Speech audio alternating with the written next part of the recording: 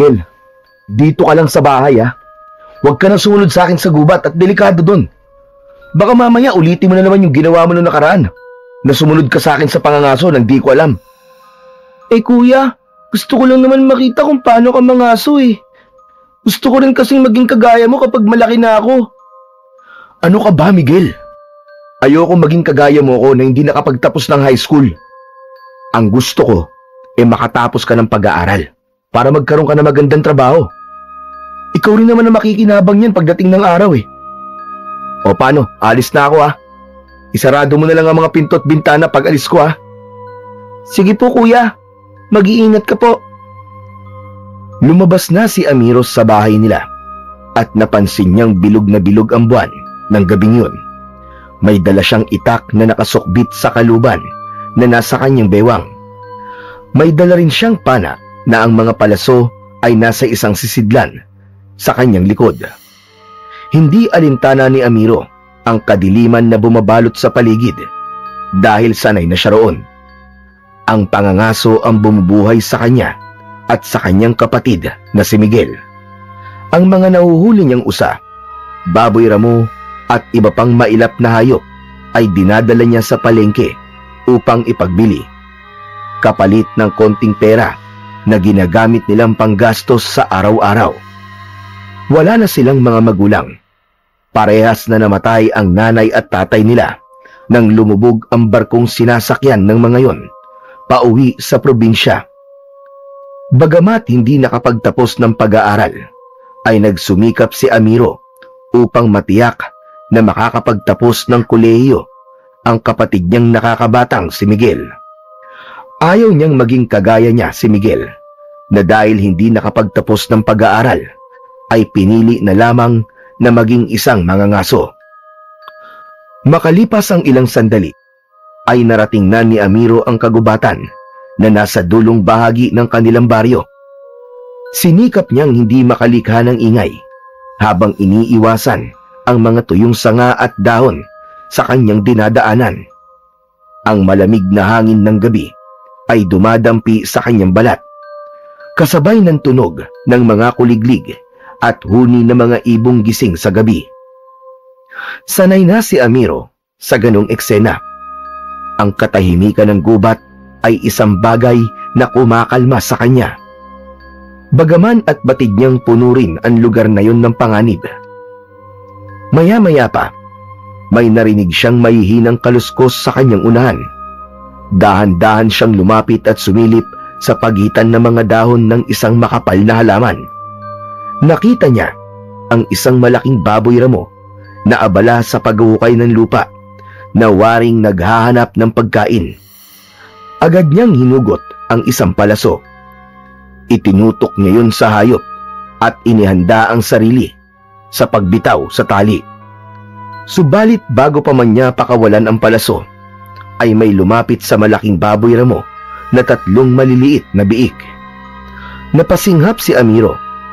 Bumigat ang kanyang dibdib habang nakatingin sa mag-iinang baboy ramo. Kung papatayin niya ang baboy ramo, naisip niya na kawawa naman ang mga anak nito.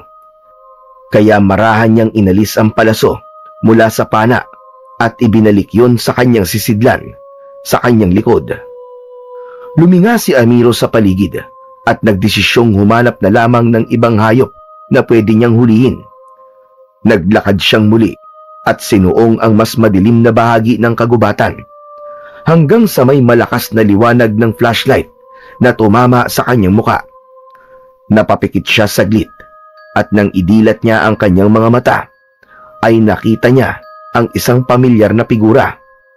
Si Kapitan Renato, nakasama ang 3 tanod na may dalang mga baril. Si Kapitan Renato ay isang matikas at matipunong lalaki na nasa edad 40 anyos. Kilala ito sa kanilang baryo bilang isang mayabang ngunit mahusay na pinuno. Lagi itong nakasuot ng maayos na damit kahit nasa gubat. Naglakad si Kapitan Renato papunta kay Amiro at huminto sa kanyang harapan. Ano na naman ang ginagawa mo rito, Amiro? Hindi ba sinabi ko ng Huwag kang mangangaso dito sa gubat, lalo na kung gabi. Magandang gabi po, Kapitan Renato. Pasensya na po. Pero mas biyasa po kasi ako sa pangangaso sa gabi kaysa po sa umaga. Alam mo namang may malaking buhay ang pag-alagala rito, di ba? Gusto mo bang ikaw ang sunod na makita namin pera-peraso katawan? Pambihira ka. Hindi ka ba natatakot sa mga nauna nang naging biktima ni Lagim? Kaya ko naman pong alagaan at ipagtanggol ang sarili ko, Kapitan. Wala po kayong dapat na ipag-alala sa akin. Tsaka isa pa po, kabisado ko na po tong gubat eh. Wala akong pakialam kung kabisado mo o hindi ang bawat sulok nitong gubat. Aba, Amiro, bilang bahagi ka ng nasasakupan kong lugar, ay tungkulin kong protektahan ka. Pero kung hindi ka naman pagsasabihan, bahala ka na sa buhay mo. Basta, kapag nadisgrasya ka, hindi ko na yung kargo. Huwag mo sabihin na hindi kita binalaan, Amiro. Saglit na nagkatitigan ang dalawa. Alam ni Amiro na hindi siya gustong ipahamak ni Kapitan. Ngunit batid din niyang hindi ito nagmamalasakit sa kanya, kundi iniingatan lamang nito ang reputasyon nito bilang pinuno ng baryo. Naiintindihan ko naman po kayo, Kapitan. Maraming salamat po sa inyong pag-aalala. Hindi na sumagot si Kapitan Renato. Ibinaba nito ang flashlight at nagbigay ng hudyat sa mga kasamahan nito na tanod na magpatuloy na sa paglalakad. Tahimik na lumayo sina Kapitan Renato at naiwan si Amiro sa madilim na bahagi ng kagubatan. Huminga siya ng malalim at muling inihanda ang sarili. Wala siyang balak umalis o sundin ang sinabi ng kanilang kapitan. Hindi siya basta-basta susunod sa utos ng isang taong hindi naman tunay na nagmamalasakit sa kapwa nito. Papasikat na ang araw nang lumabas si Amiro sa gubat habang may nakasampay na baboy ramo sa kanyang balikat. Wala pa ring katao-tao sa labas habang naglalakad siya patungo sa palengke kung saan niya ibibenta ang kanyang nahuli. Pagdating ni Amiro sa palengke, ay pinuntahan niya ang pwesto ni Mang Isko na isang matandang tindero ng karne na siyang laging bumibili ng kanyang mga nahuhuli. Napangiti naman si Mang Isko nang makita ang dala niya at sinabi nito na malaking baboy ramo ang nahuli ni Amiro sa araw na yon. Matapos ang mabilisang pag-uusap, inabot ni Mang Isko ang napagkasunduan nilang halaga ng baboy ramo at agad namang kinuha yon ni Amiro. Hindi na siya nagtagal doon at bumili na rin siya ng bigas, isda at gulay na siyang pagkain nila ng kapatid niyang si Miguel para sa araw na yon. Matapos makapamili, ay naglakad na siyang muli pauwi sa kanilang bahay. Nang makarating sa kanilang bahay, maingat siyang kumatok. Pinagbuksan naman siya agad ni Miguel na halatang bagong gising pa lamang. Kuya, kumusta ang pangangaso mo? Ayos naman, Miguel. Medyo sinuwerte ako ngayon.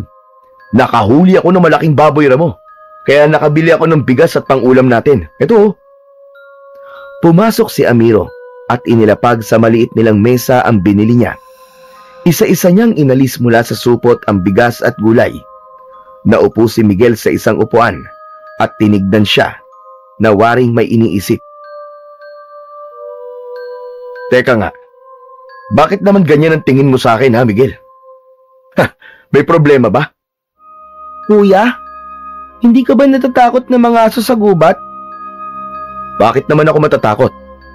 Kasi, di ba kuya, doon nakatira si Lagim? Saglit na natahimik si Amiro.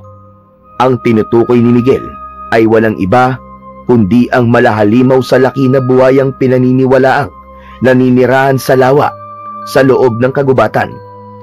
Marami nang natagpo ang patay sa gubat at minsan pa nga may mga bangkay na nakalutang sa lawa sa gubat.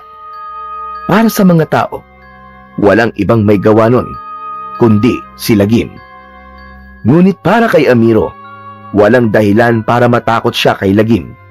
Ilang taon na siyang nangangaso sa gubat, pero ni anino ni Lagim ay hindi pa niya nakikita. Alam mo, Miguel, wala akong dapat na ikatakot kay Lagim.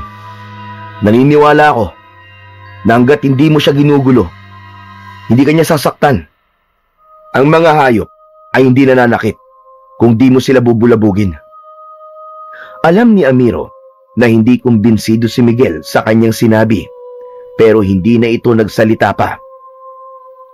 O sige na, matulog ka na ulit. May pasok ka pa mamaya eh. Sige kuya, inaantok pa nga ako eh. Habang papasok si Miguel sa kwarto nila, ay saglit na nag-isip si Amiro. Hanggang sa sandaling yun kasi, ay hindi pa niya alam kung totoo nga ba si Lagim at ito ang responsable sa mga pinatay na tao sa lugar nila sa mga nakalipas na mga taon. Tanghali na nang magising si Amiro ng araw na yon. Siya lang ang mag-isa sa bahay dahil nasa eskwelahan na ang kanyang kapatid at hapon pa ito umuwi. Bumangon na siya mula sa kanyang higaan at nagunat ng kanyang katawan. Lumabas siya ng kwarto at napansin niya ang pagkain sa lamesa. Isang plato ng sinangag na may kasamang ulam na daing na bangus at pritong itlog.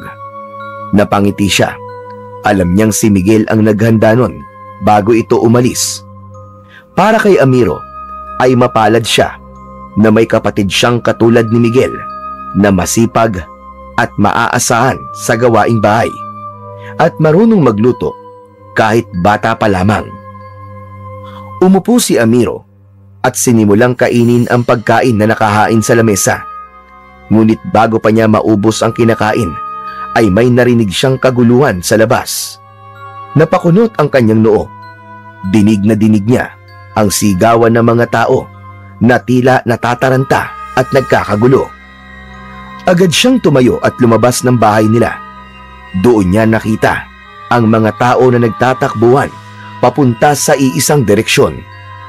Napaisip siya kung ano ang nangyayari. At dahil sa kuryosidad, ay sinundan ni Amiro ang pinupuntahan ng mga tao. Pagdating niya sa pinangyarihan ng kaguluhan, ay natigilan siya at kinilabutan ng gusto nang makita niya ang nakahandusay na bangkay ng isang lalaki. Kalunos-lunos ang itsura ng bangkay. Wasak ang damit, may malalalim na sugat sa katawan, at ang isa nitong paa ay halos maputol na. Ang mga mata nito ay nananatiling nakadilat na parabang puno ito ng takot bago ito tuluyang binawian ng buhay. Maya-maya pa ay dumating na si Kapitan Renato at tumayo ito sa tabi ng bangkay. Puwisi talaga. Nakalusot na naman sa pagroronda namin kagabi si Lagim. Isa na naman ang naging biktima ng hayop na buhayang yon. Ilang beses ko na kasing sinabi, wala nang dapat pumunta sa gubat. Napakalaking buhaya ang nakatira roon. At kung hindi kayo mag-iingat, baka kayo lang isunod ni Lagim. Naramdaman ni Amiro ang bigat ng tingin ng kapitan habang nagsasalita ito na parabang siya mismo ang kinakausap nito. Tinamaan siya sa sinabi nito. Hindi siya naniniwala sa mga kwento tungkol kay Lagim, pero hindi niya maitatanggi na may tao na namang namatay. Tumalikod na si Amiro para umalis, pero napahinto siya nang tawagin siya ni Kapitan Renato.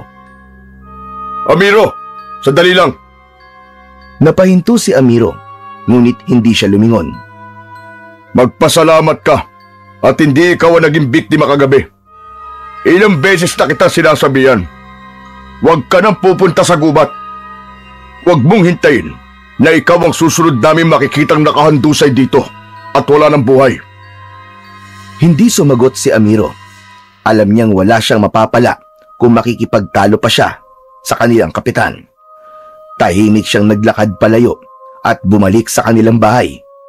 Ngunit sa kabila ng mga sinabi ni Kapitan Renato, sa kabila ng bangkay na nasa harapan niya kanina, ay sinabi niya sa kanyang sarili na magpupunta pa rin siya sa gubat upang mangaso dahil yun lamang ang tangi niyang ikinabubuhay. Nang malapit nang umuwi si Miguel sa eskwelahan, ay nagsimula ng magluto ng hapunan si Amiro. Sinigang na baboy ang niluto niya dahil paborito nila yung magkapatid, lalo na kung may sawsawang patis na pinigaan ng kalamansi at sili. Makalipas lamang ang ilan sandali, ay bumukas na ang pinto at pumasok si Miguel na may nakasukbit na bag sa kanyang likuran. Lumapit ito sa kanya upang tignan ang kanyang niluluto. Wow! Sinigang na baboy! Mapaparami na naman ang kain natin yan, kuya! Sinabi mo pa. O ano, kumusta pala ang pagpasok mo sa eskwelahan? Ayos lang naman po, kuya. Nag-long test po kami kanina sa math tapos na-perfect ko po. Ako nga lang po ang perfect sa amin eh. Ayos. Napakatalino mo talaga, Miguel. Ipagpatuloy mo lang yan, ha?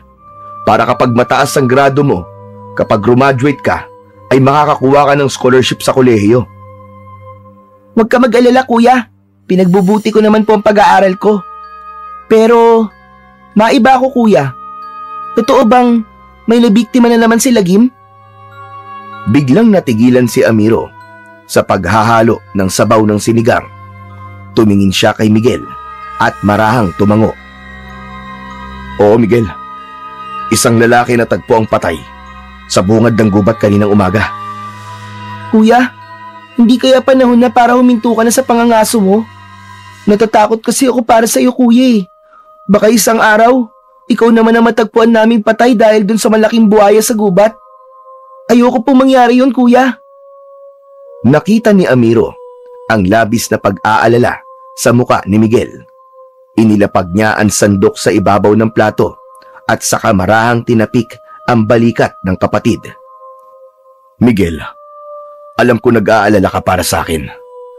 Pero hindi ako pwedeng huminto sa ginagawa ko. Ang pangangaso lang ang bumubuhay sa atin. Kung titigil ako, ano tayo kakain? Paano ka makapag-aaral? Napayuko si Miguel at hindi nakasagot. Saka lang siguro ako hihinto, Miguel. Kapag nakatapos ka na ng pag-aaral mo. O kung may magandang trabaho akong mahanap. Pero sa ngayon, wala akong ibang alam na paraan para kumita ng pera kundi ang pangangaso lang. Pero nangangako ko sa'yo na mag-iingat ako palagi. Hindi ako papayag na may mangyaring masama sa akin. Kasi ayokong maiwan ka mag-isa. Marahang tumango si Miguel, pero alam ni Amiro na hindi niya napawi ang takot ng kanyang kapatid. Ang totoo, maging si Amiro ay takot din na may masamang mangyari sa kanya sa gubat. Alam niyang maaaring tama si Miguel na baka isang araw siya naman ang sunod na magiging biktima ni Lagim. Pero alam niya ring kailangan niyang lakasan ang kanyang loob kung gusto niyang mabuhay silang magkapatid.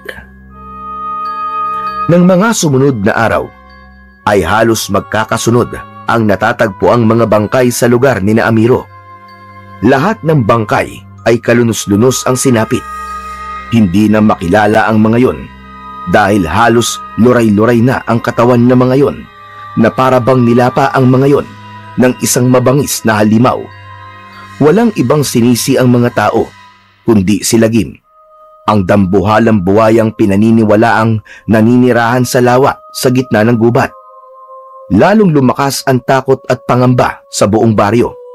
Walang sino man ang nangahas na lumapit sa gubat, lalo na kapag palubog na ang araw.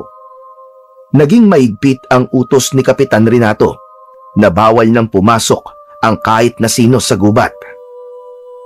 Sa kabila ng lahat ng hindi magagandang nangyayari, ay patuloy pa rin si Amiro sa kanyang pangangaso. Para sa kanya, wala siyang ibang pagpipilian kung hindi ang ituloy ang bagay kung saan siya kumikita ng pera. Kailangan nilang mabuhay ni Miguel. Kailangan niyang may maihain sa hapagkainan sa araw-araw. Habang ang lahat ay takot na takot sa gubat, ay si Amiro lamang ang tanging nangahas na magtungo roon. Isang umaga, habang naglalakad si Amiro patungo sa palengke, ay napansin niyang may pagtitipon sa plaza. Lumapit siya upang malaman kung para saan ang pagtitipon na yon, at nakita niya si Kapitan Renato na nakatayo sa unahan at nagsasalita. Nanatili muna siya roon upang pakinggan ang sinasabi ng kanilang kapitan. Kailangan natin mag-ingat lahat. Hindi na lang sa gubat nananatili si Lagim. Mukhang pati mismo sa baryo natin ay umaatake na siya. Ilang buhay na ang nawala. At hindi tayo titigil hanggat hindi natin siya napapatay. Nagpalakpakan ang mga tao. Ramdam ni Amiro na umasa at naniwala ang lahat sa sinabi ng kanilang kapitan. May ilan pang sumigaw ng pagsang-ayon, habang ang iba naman ay may takot sa kanilang mga muka. Tumalikod na si Amiro at nagpatuloy sa kanyang paglalakad. Ngunit sa kabila ng sigaw ng mga tao at ang pangako ni Kapitan Renato, ay may bumabagabag sa kanyang isipan. Hindi niya maintindihan, ngunit parang may ibang dahilan si Kapitan Renato sa pagnanais nito na mapatay si Lagim. Kinagabihan, habang abala si Amiro sa paghahanda ng kanyang mga gamit para sa kanyang pangangaso, ay narinig niya ang pagsigaw ni Miguel. Bigla na lang itong nagising sa mahimbing nitong pagtulog. Lumingon siya at nakita niyang namumutla at nanginginig ang kanyang kapatid. Lumapit siya rito at marahang tinapik ang balikat ng kapatid. Miguel, nanaginip ka na naman ba ng masama? Ayos ka lang ba? Hindi agad nakasagot si Miguel. Basang-basa ang noo nito sa pawis at parang hindi nito kayang ipaliwanag ang nakita nito sa kanyang panaginip. Miguel, kung ano man ang napanaginipan mo, panaginip lang yun. Hindi yun mangyayari. Nagtaka si Amiro nang mahigpit na hinawakan ni Miguel ang kanyang braso at tinignan siya nito ng malalim. Kuya, mangangaso ka ba ngayong gabi? Oo. Bakit mo na itanong? Kuya, wag kang umalis. Napanaginipan ko na hinahabol ka ng halimaw sa gubat at pinatay ka niya. Miguel, tulad ng sinabi ko sa'yo, panaginip lang yon. Ang panaginip ay kabaligtaran ng mangyayari sa totoong buhay. Kuya, hindi kaya ang halimaw sa panaginip ko ay si Lagim? Hindi kaya siya ang papatay sa'yo? Napakurap si Amiro. Alam niyang marami nang naging biktima ang sinasabing dambuhalang buhaya. Pero sa loob ng maraming taon, ni anino nito ay hindi pa niya nakita. Huwag kang mag-alala, Miguel. Hindi naman ako nagtutungo sa lawa kung saan sinasabing nakatira si Lagim eh. Wala kang dapat ipag-alala. Hindi pa ako mamamatay. Kahit alam ni Amiro na hindi nawala ang kaba at takot ni Miguel sa mga sinabi niya, ay nagpatuloy pa rin siya sa kanyang paghahanda. Sa kabila ng pagpigil ni Miguel, ay umalis pa rin siya upang mangaso. Agad na nagtungo si Miguel sa lugar sa gubat na paborito niyang paghulihan ng mga ligaw na hayop. Umaambon ng gabing yun, pero hindi yun naging hadlang sa kagustuhan niyang makahuli ng hayop na maibibenta niya sa palengke. Mahigpit niyang hawak ang kanyang pana at palaso habang dahan-dahang naglalakad. Ilang sandali pa ay may narinig siyang mahihinang kaluskos sa kanyang kaliwa. Huminto siya at sinundan ang tunog ng ingay. Sa pagitan ng mga puno, nakita niya ang isang napakalaking baboy ramo na may mahahabang pangil at makapal na balahibo. Marahan siyang yumuko at iniangat ang kanyang pana. Itinutok niya sa baboy ramo ang palaso. Laking gulat naman ni Amiro nang mula sa kanyang harapan ay sumulpot ang isang nilalang na may matutulis na kuko at ngipin. Ang mga mata nito ay pulang-pula na parang bola ng apoy. Nang hilakbot si Amiro ng kanyang napagtanto na isang aswang ang nasa kanyang harapan. Biglang sumugod ang aswang at mabilis siya nitong kinalmot sa kanyang braso. Napangiwi siya ng dahil sa sakit, kasabay ng pagdaloy ng dugo sa sugat na nilikha ng matutulis na kuko ng aswang. Mabilis na tumakbo si Amiro palayo. Hindi niya na naisip kung saan siya patungo. Ang tanging mahalaga sa kanya ay ang makalayo sa aswang na patuloy na humahabol sa kanya. Tulong! Tulungan niyo ako! Tulong! Ngunit sa pagmamadali niya ay nadulas siya sa isang ugat at bumagsak siya ng malakas sa lupa. Agad niyang sinubukang bumangon, Ngunit nakita niyang papalapit na ang aswang. Bakas sa mukha ng aswang ang labis na gutom. Wag! Huwag maawa ka! Huwag mo akong papatayin! Inakala ni Amiro na yun na ang kanyang katapusan. Napapikit siya at hinintay ang maras na pag-atake ng aswang sa kanya. Ngunit isang malakas na dagundong ang umalingaw-ngaw sa gubat. Kasabay noon ay ang biglang pagsigaw ng aswang. Pagmulat ni Amiro, nakita niyang may isang dambuhalang buhaya na lumabas mula sa masukal na bahagi ng gubat. Sa isang iglap, sinunggaban nito ang aswang gamit ang malaki at malakas nitong bibig. Narinig niya ang nakakakilabot na pagkadurog ng laman at buto ng aswang. Sa loob lamang ng ilang segundo ay tinapos ng buhaya ang buhay ng aswang. Walang naging laban ng aswang sa matatalas at malalaking pangil ng buhaya. Napatitig si Amiro sa dambuhalang buhaya habang nanginginig siya sa takot. Sigurado siya na ang buhayang yun ay walang iba kundi si Lagim. Maraang lumapit kay Amiro ang buhaya. Hindi siya makagalaw habang ang matalim na mga mata nito ay nakatuon sa kanya at ang napakalaking nguso nito ay halos dumikit na sa kanyang mga paa. Wag! Maawa ka! Huwag mo kong patayin! May kapatid ako naghihintay sa akin sa bahay! Maawa ka sa akin! Hindi alam ni Amiro kung bakit niya kinausap ang buhaya kahit alam niyang hindi naman siya nito maiintindihan.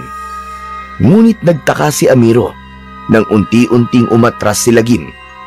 Matiim muna itong tumingin kay Amiro bago ito tumalikod at mabilis na naglakad palayo. Naiwan si Amiro na hindi makapaniwala sa nangyari. Nanatili siyang nakatulala kahit ilang minuto nang wala sa paningin niya si Lagim. Nagtataka siya kung bakit hindi siya sinaktan o pinatay ni Lagim gaya ng sinasabi ng mga tao tungkol dito, lalo na ni Kapitan Renato. Nang may masmasan si Amiro, ay napatingin siya sa katawan ng patay na aswang na nakahandusay sa lupa. May malalalim itong sugat mula sa matatalas na ngipin ng buhaya. Ang malalaking mata nito ay nanlilisik pa rin, ngunit wala ng buhay. Nang sandaling yon, ay isang bagay ang napagtanto ni Amiro. Malaki ang posibilidad na mga aswang ang tunay na pumapatay ng mga tao sa lugar nila at hindi si Lagim. Doon niya napatunayan ang isang bagay na bumangon sa kanyang isip. Mga aswang ang salarin. Mabilis na tumayo si Amiro.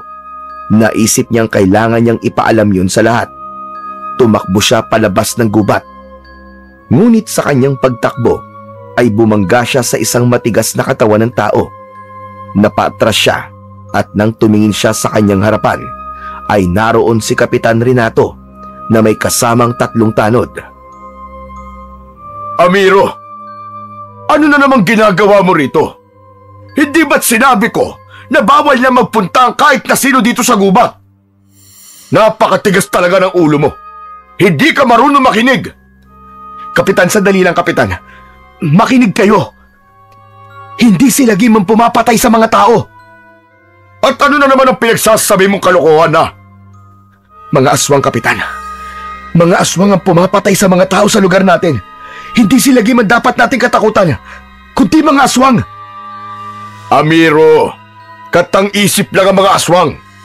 Si Lagim ang mamamatay tao, hindi ang mga aswang na sinasabi mo. Patutunayan ko po sa inyo na nagsasabi ako ng totoo. Sumama po kayo sa akin. Hindi na hinintay ni Amiro ang sagot ni Kapitan Renato. Tumakbo siya pabalik sa direksyon kung saan naroon ang bangkay ng aswang. Nang makarating si Amiro sa lugar kung saan pinatay ni Lagim ang aswang, ay habol niya ang kanyang paghinga. Huminto siya at inilibot niya ang tingin sa paligid. Nanlamig siya nang mapagtantong wala na roon ang katawan ng aswang. Napaatras siya nang dumating na sina Kapitan Renato at ang mga tanod nito. O ano? Nasaan yung sinasabi mong aswang, Amiro? Nasaan na? Di maaari. Nandito lang yung kanina eh. Sigurado ako, Kapitan, nandito lang yun. Kung nandito, bakit wala kami nakikita? Dumagundong ang dibdib ni Amiro. Hindi niya alam kung paanong biglang nawala ang katawan doon ng aswang. Magsabi ka nga, Amiro. Nagsasabi ka ba ng totoo, ha? Oo, Kapitan. Hindi ko ugali magsinungaling. Isa pa, wala akong dahilan para magsinungaling sa inyo. Lumapit si Amiro kay Kapitan Renato at ipinakita niya rito ang sugat niya sa braso. O ito! Ito, tignan nyo! Kalmot to ng aswang! Mukhang hindi naman kalmot yan eh. Baka sumabit ka lang sa sanga. Sinungaling ka pala talaga, Amiro. Napatiim ng bagang si Amiro. Hindi niya kayang tanggapin na nasabihan siyang sinungaling ng kanilang kapitan dahil hindi siya ganong klaseng tao. Kapitan, kalmot po talaga to ng aswang. Inatake po ako ng aswang. Muntik na nga po ako mamatay eh. Pero bago ako mapatay ng aswang, ay biglang dumating si Lagim. Ano ka mo? Si Lagim? Yung buhaya? Nakita mo siya? Opo, pinatay niya yung aswang. Iniligtas niya po ako. Kung nakita mo si Lagim, sigurado kung patay ka na dapat ngayon. Lahat ng taong nakakaharap ng halimaw na yon ay pinapatay niya. Huwag mo nga kami pinaglololoko, Amiro. Yun nga din po ang pinagtataka ko, Kapitan eh. Ang aswang lang po ang pinatay ni Lagim. Hindi niya ako ginalaw o sinaktan. Guni-guni mo lang yan, Amiro. Ano ba tinira mo, ha? Hindi, Kapitan. Baka hindi talaga si Lagim ang pumapatay sa mga tao sa lugar na to. Ang mga aswang ang pumapatay sa kanila. Maniwala po kayo sa akin. Hindi agad nagsalita si Kapitan Renato. Humakbang ito papalapit kay Amiro at matiim siyang tinignan. Amiro, umamin ka nga sa akin. Gumagamit ka ba ng droga? Kapitan, hindi ako gumagamit ng kahit na anong ipinagbabawal na gamot.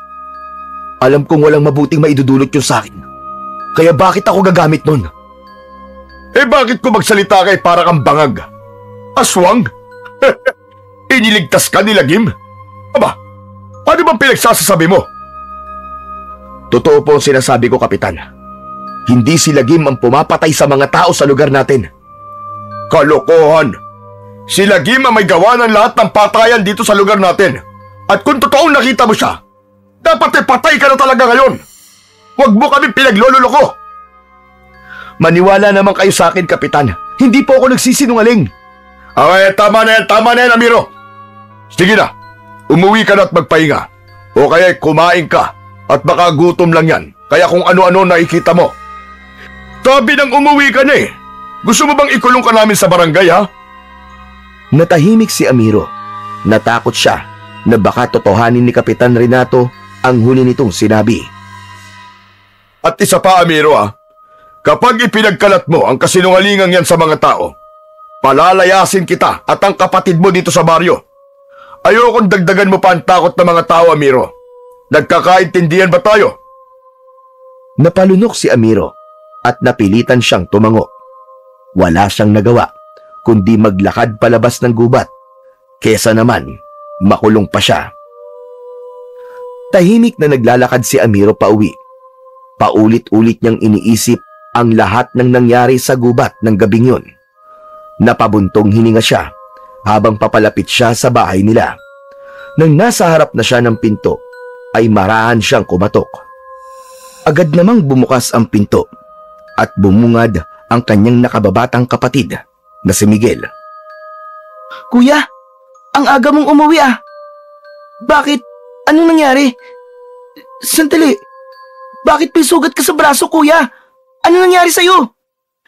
Wala ito, Miguel. Sumabit lang sa matulis sa sanga. Sigurado ka ba, kuya? Oo. Wala rin ako ng huling hayop sa gubat kaya umuwi na lang ako.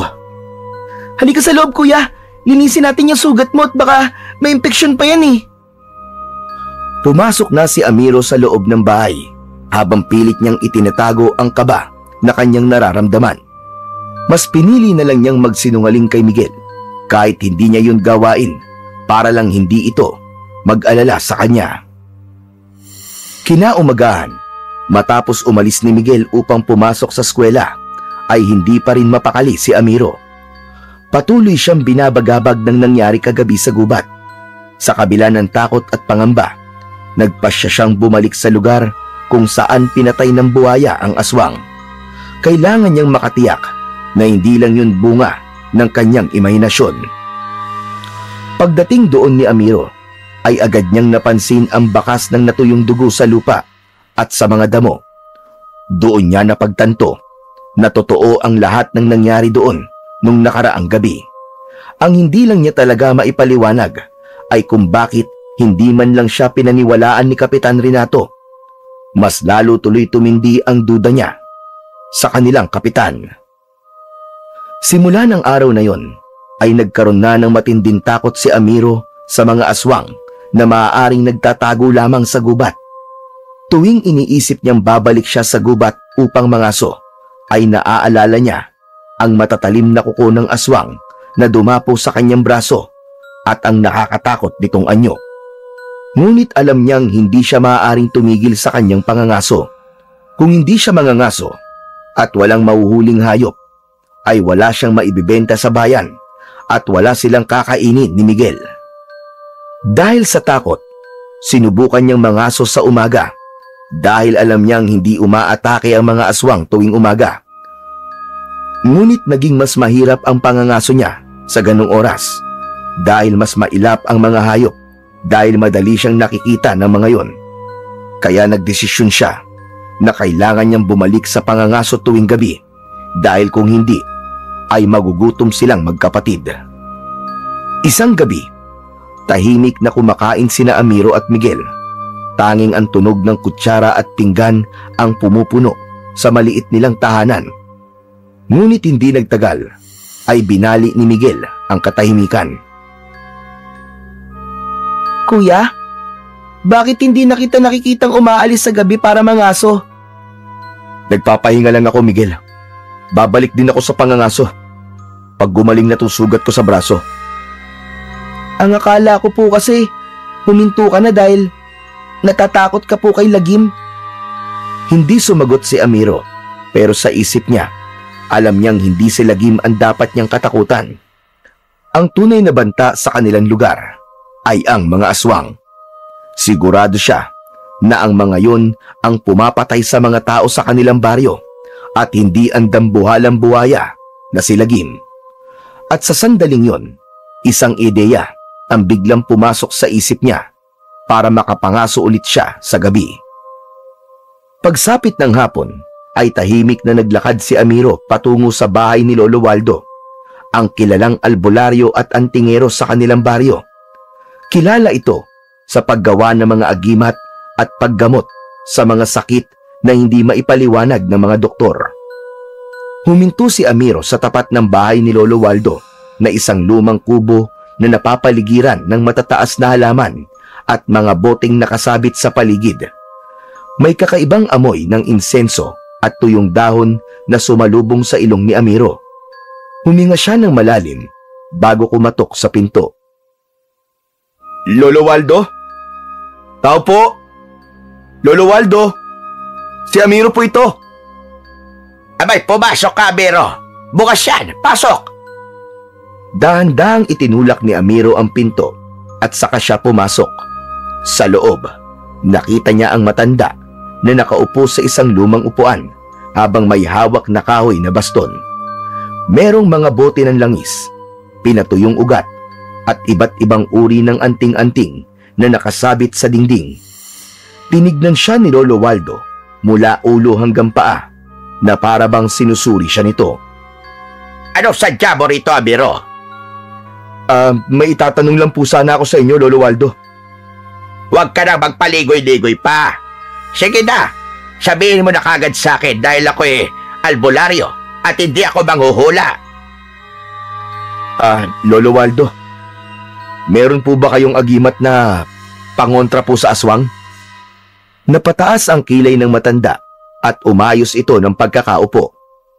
Meron, pero saan mo naman gagamitin? Malamang po pangontra po sa aswang. Abat pilosopo ka. Bakit kailangan mo ng ganong klaseng agimat? Sabihin mo sa akin ang totoo. Lolo Waldo, dahil may aswang po rito sa baryo natin. Sandaling natigilan si Lolo Waldo. Biglang sumeryoso ang mukha nito. Ito mo naman nasabi yan. Dahil nakita ko po mismo, Lolo Waldo, nakita po mismo ng dalawang mga mata ko. Nakita ko po ang aswang sa gubat. Nangyari po yun isang gabi. Habang nangangaso po ako sa gubat, bigla po niya akong inatake. Muntik na po ako mamatay. Pero mabuti na lang po. Bigla pong dumating si Lagim. Ano ka mo? Si Lagim? Yun dambuhalang buhaya? Opo. Pero ang ipinagtataka ko po, hindi man lang ako sinaktan ni Lagim. Ang aswang lang po ang pinatay niya.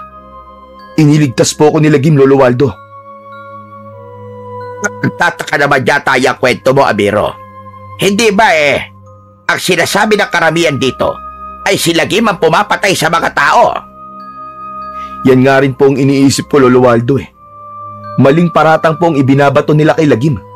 Hindi siya ang tunay na pumapatay sa mga tao rito, kundi ang mga aswang na nasa gubat. Maraming taon na ako nabubuhay sa baryong ito, Amiro. Pero kahit isang beses, ay wala pa ako nabalita ang may aswang dito.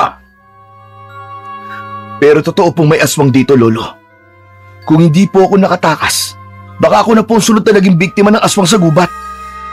Kaya po ako narito sa inyo, dahil gusto kong ipagpatuloy ang pangangaso ko. Pero ayokong gawin yun ng walang panangga. Kaya sana po bigyan niyo po ako ng agimat laban sa mga aswang. Muling tumahimik si Lolo Waldo. Maya-maya pa ay huminga to ng malalim. Tumayo ito at naglakad papunta sa isang kahon na nasa sulok ng kubo. Binuksan nito ang kahon at kinuha ang isang maliit na bote na may lamang langis at pira-pirasong ugat. Inabot nito yon kay Amiro. Amiro, ito lang ang maibibigay ko sa'yo. Ano po ito, Lolo Waldo? Kapag kumulo ang langis sa loob ng bote na ito, ibig sabihin lang, may aswang na malapit sa'yo. Magandang meron ka nito para alam mo kung may aswang sa paligid. Mas makapaghahanda ka na lumaban o kaya ay tumakbo. Pero Lolo Waldo, wala po ba kayong mas malakas na agimat? Yung magiging malakas po ako para malabanan ko po mga aswang. Kung gusto mong lumaban sa mga aswang, hindi sapat ang agimat. Kailangan mo rin ng tapang. Pero ito lang ang kaya kong ibigay sa'yo. Wala nang nagawa si Amiro, kundi ang tanggapin ang maliit na bote na yon. Hindi niya na yon tinanggihan dahil baka bawiin pa yon ni Lolo Waldo. Maraming salamat po, Lolo Waldo. Tandaan mo ito, Amiro. Hindi pa ako kumbinsido sa kwento mo. Hanggat hindi ako mismo ang nakakakita sa mga aswang na sinasabi mo, ay hindi ako maniniwala. Malakas po ang pakiramdam ko na malalaman niyo rin po ang katotohanan. Matapos yun, ay nagpaalam na si Amiro kay Lolo Waldo. Umalis siya sa bahay ni Lolo Waldo na dala ang maliit na bote na ibinigay nito sa kanya. Kinagabihan, lumabas ng kanilang bahay si Amiro, dala ang kanyang pana, mga palaso at ang maliit na boteng ibinigay ni Lolo Waldo. Hawak niya yon ng mahigpit. Sa kabila ng takot na nararamdaman niya sa muling pagpunta sa gubat, ay tumuloy pa rin siya dahil kailangan niyang kumita ng pera. Habang naglalakad siya papasok sa masukal na kagubatan, ay pinakiramdaman niya ang paligid. Ang liwanag ng buwan ay sapat na upang makita niya ang dinadaanan niya.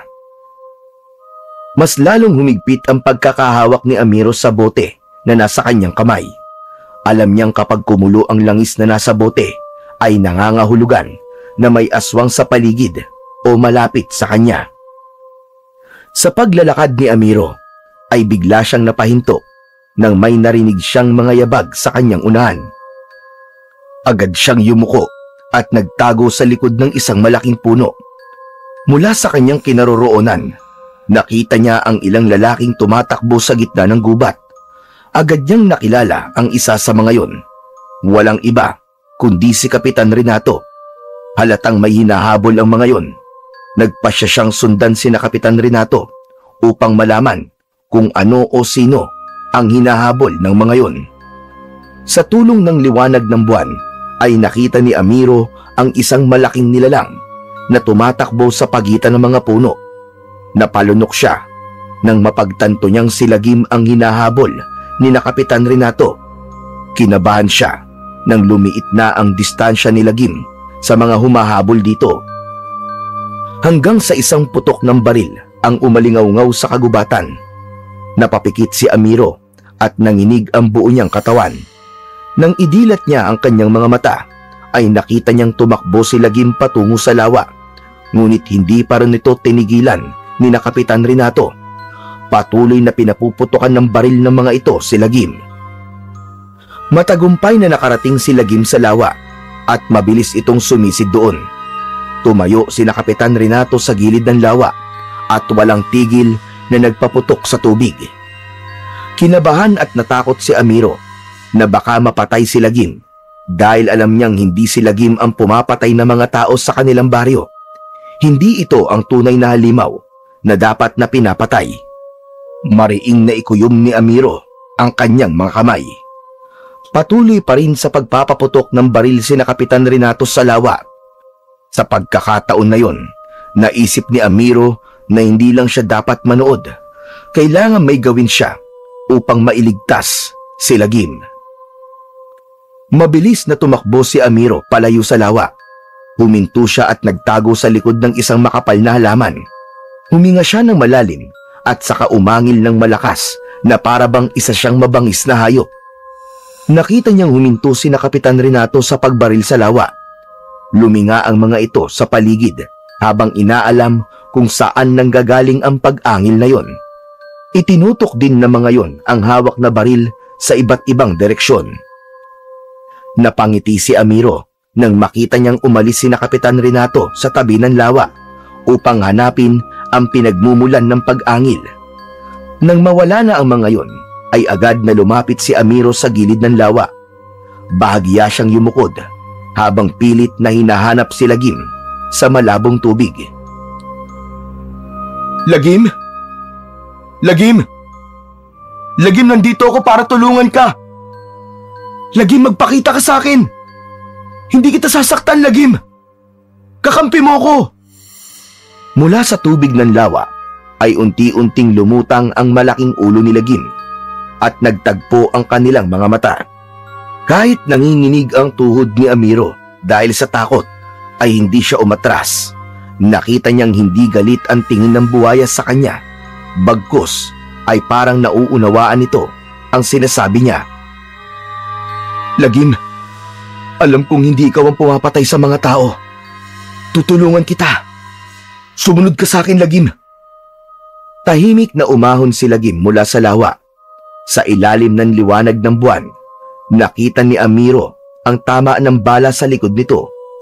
Napalunok siya nang mapagtantong mas malaki si Lagim sa malapitan, pero pinilit niyang hindi makaramdam ng takot. Halika, Lagim. Kailangan nating lumayo sa lugar na to. Sigurado ako na babalikan ka dito nila, Kapitan. Tahimik na sumunod si Lagim kay Amiro. Hindi ito gumawa ng ingay at hindi rin nagpakita ng kahit na anong agresibong pagkilos. Para bang napakalaki agad ng tiwala nito sa kanya. Sa hindi kalayuan, nakakita si Amiro ng isang mababaw na hukay sa lupa na napapaligiran ng mga tuyong dahon at sanga. Lagim, sa hukay na yan ka magtatago, ha? Sige na, pumunta ka na dyan. Tumitig sa kanya si Lagim na tila nauunawaan talaga nito ang mga salitang binibitiwan niya. Ilang saglit lang ay unti-unting lumapit si Lagim sa hukay at nanatili ito roon. Napasinghap si Amiro at hindi siya makapaniwala na nauunawaan nga siya ng buwaya. Agad na tinabunan ni Amiro si Lagim ng mga tuyong dahon at sanga. Siniguro niyang hindi ito makikita ng ibang tao. Matapos niyang matabunan si Lagim, ay bahagya siyang nakahinga ng maluwag. Lagim, kahit anong mangyari, ay wag na wag kang gagalaw o lalabas dyan, ha? Hindi gumalaw si Lagim.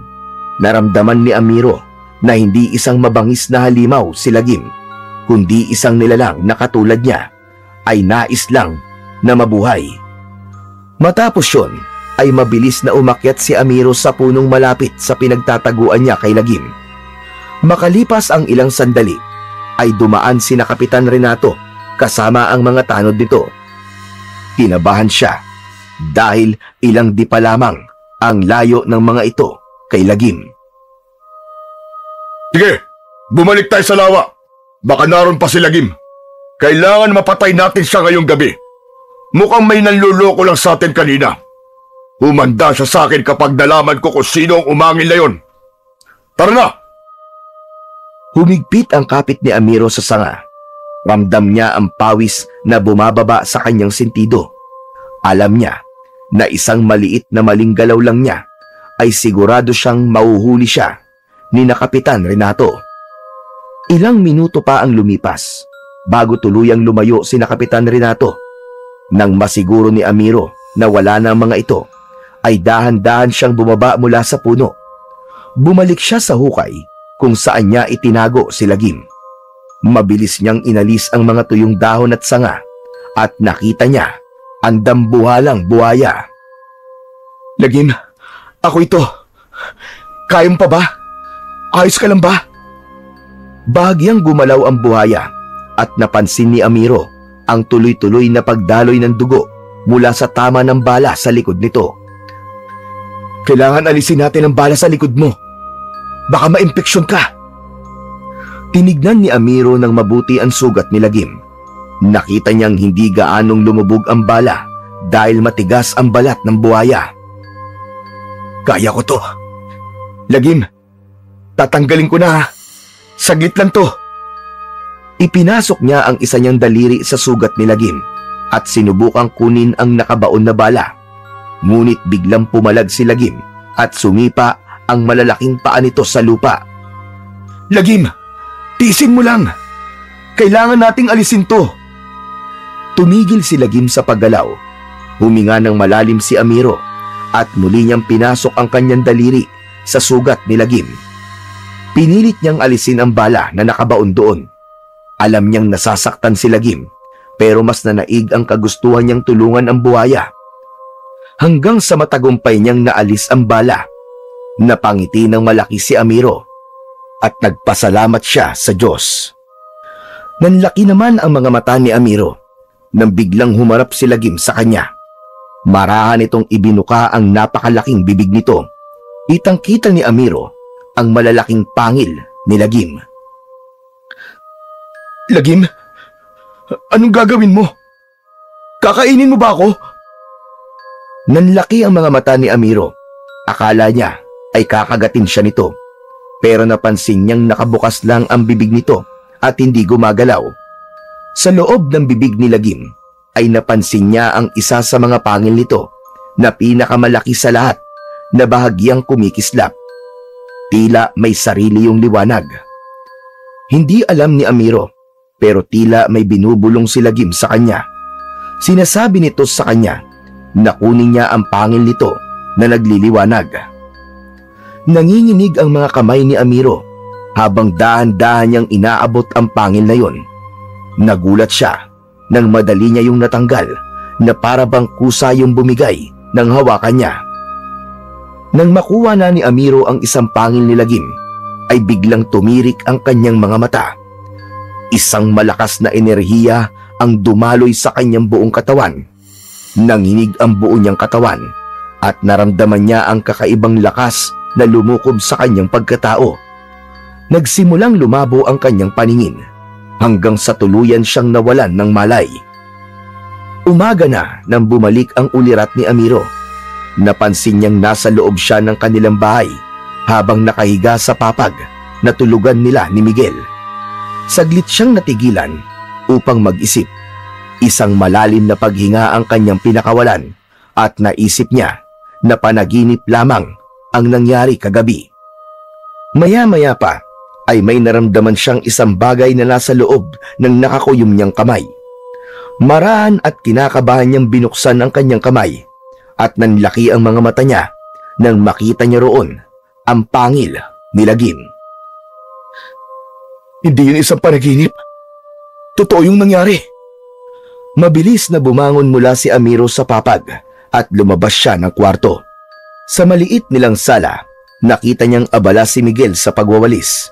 Nang makita siya nito, ay nagpakawala ito ng matamis na ngiti. Kuya, buti naman gising ka na.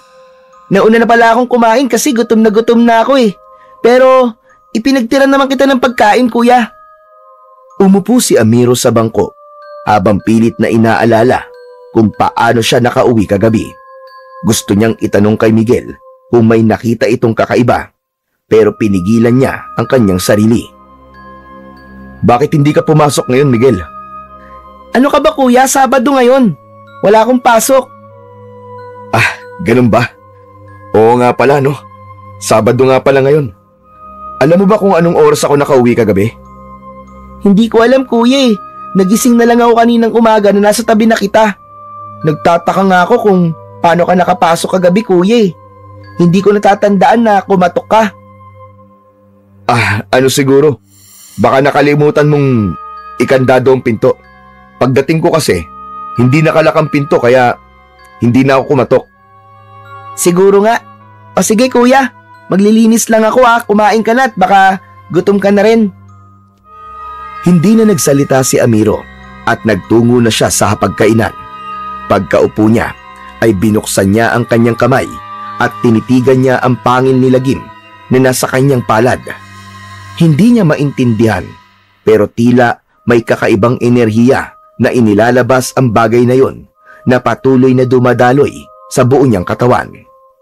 Sa mga sumunod na araw ay hindi mapakali si Amiro. Paulit-ulit niyang tinitignan ang pangil ni Lagim.